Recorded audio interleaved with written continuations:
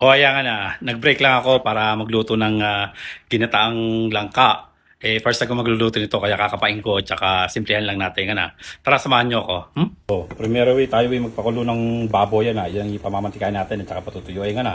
Yan ang ating ingredients na bawang, patis, langka, sili, sibuyas, ginisang bagoong, black pepper, yung pinagkuluang, tsaka gata na. O yan nga, kapag natutos na ng ganyan, lagay na natin ang ating bawang. Yan nga na, isa natin yan. Kapag isado yung bawang, lagay natin ang ating sibuyas na.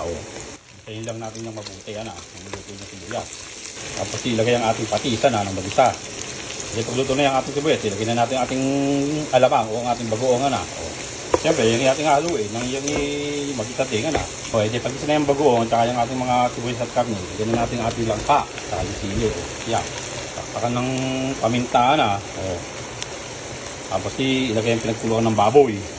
Siyempre takpan, yung ibuto yung langka na.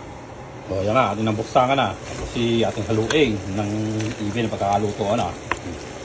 Ay siya, pag kulong-kulong at luto na yung langka, ilagay na natin yung ating gata. Coconut cream, parang aking gata na. Ayan. Ayan nga, luto na ang ating ginataang langka na napakasarap na. Lintik na yan. Ayan, natapos na yung ating bang sarap na ginataang langka. Ako ay babalik na sa trabaho.